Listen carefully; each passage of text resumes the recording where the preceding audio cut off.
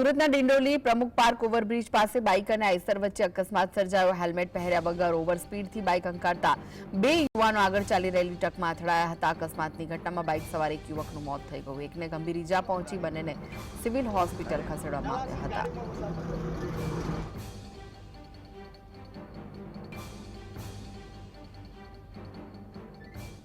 તો આ વિશે વધુ માહિતી માટે જોડાઈ ગયા છે સંવાદદાતા સાહિસ।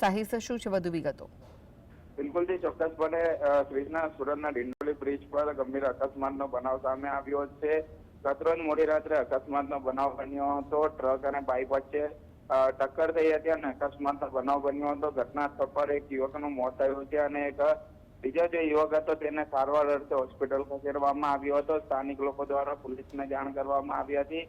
પોલીસની ટીમ ઘટના સ્થળે પહોંચી તાત્કાલિક ધોરણે જે ટ્રક હતો તેને પણ કબજે કરવાની કાર્યવાહી જે છે તે કરવામાં આવી હતી। પરંતુ ખૂબ જ દુઃખની વાત કહેવાય, કારણ કે ટ્રાફિક પોલીસ અવારનવાર હેલ્મેટ પહેરવા માટે સૂચના આપતી હોય છે, ત્યારે હેલ્મેટ જો પહેરેલું હશે તો બાઇક ચાલક બચી ગયો હોત, પરંતુ હેલ્મેટ ન પહેરવાના કારણે અત્યારે એકનો જીવ ગુમાવવાનો વારો આવ્યો છે।